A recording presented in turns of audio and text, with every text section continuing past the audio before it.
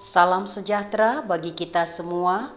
Marilah kita sejenak mendengarkan firman Tuhan, firman kehidupan.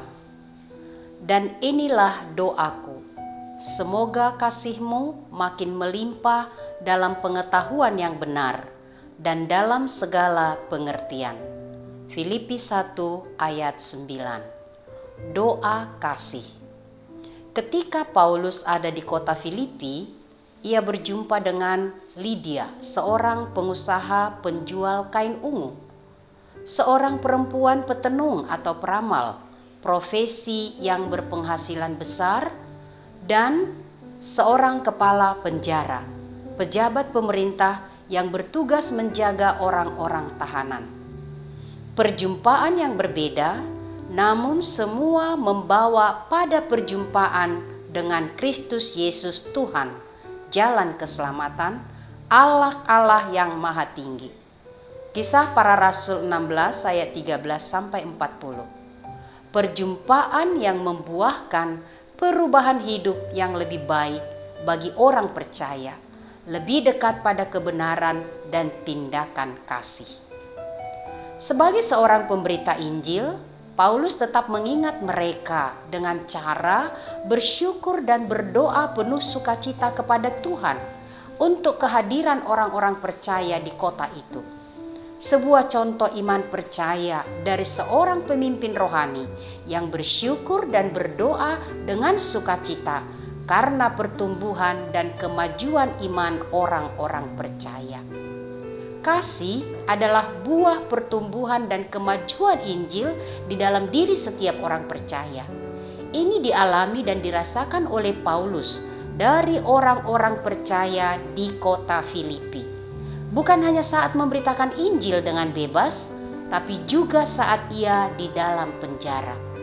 Pengalaman ini menambah keyakinan Paulus bahwa Dia, Tuhan, yang memulai pekerjaan itu akan meneruskannya sampai Maranatha. Di dalam keyakinan yang sedemikian, Paulus secara spesifik menaikkan doa dan permohonannya kepada Tuhan. Dan inilah doa Paulus itu, semoga kasih-Mu melimpah dalam pengetahuan yang benar dan segala macam pengertian. Kasih dan perbuatan baik yang berlimpah, itulah doa Paulus pada Tuhan untuk orang-orang percaya. Kasih semoga menjadi pola, style hidup orang-orang percaya yang dilakukan di dalam pengetahuan yang benar. Epignosis dalam bahasa aslinya, yakni datang dan dilakukan dengan motif iman, pengakuan akan Tuhan. Tuhan pemilik kehidupan dan sumber keselamatan. Tuhan yang lebih dahulu mengasihi kita dan dilakukan secara bermoral etis yang benar. Juga kasih yang dilakukan dalam segala macam pengertian, aistesis, bukan hanya perasaan atau hubungan kontak emosional, tetapi oleh akal sehat, intelektualitas yang murni di dalam Tuhan.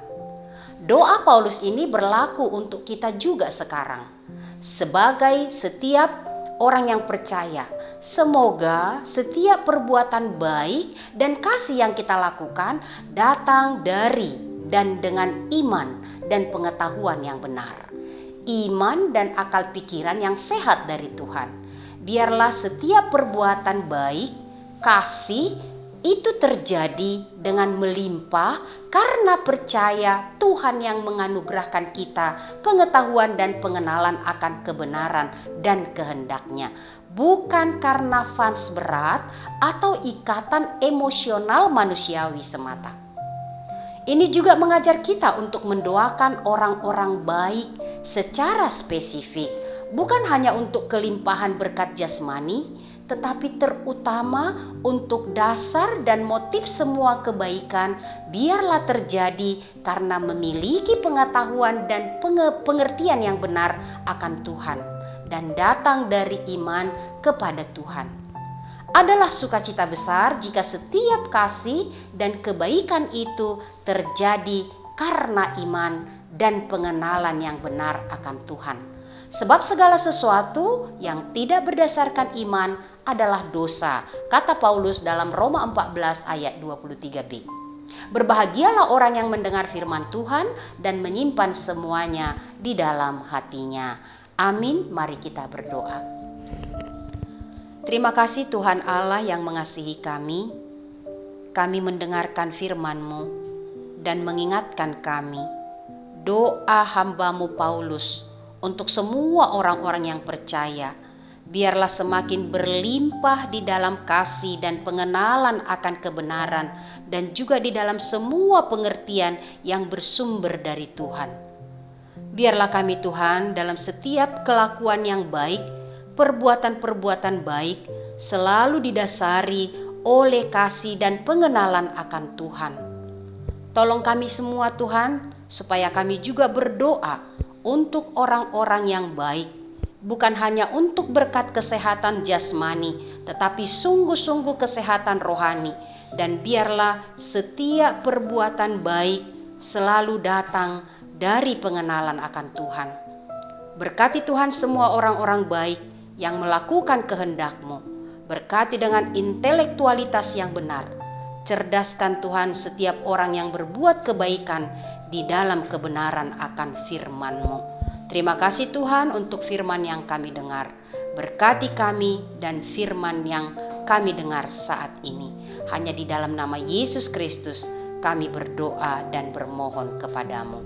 Anugerah Tuhan kita Yesus Kristus, kasih setia Allah Bapa, persekutuan Roh Kudus menyertai kamu sekalian. Amin.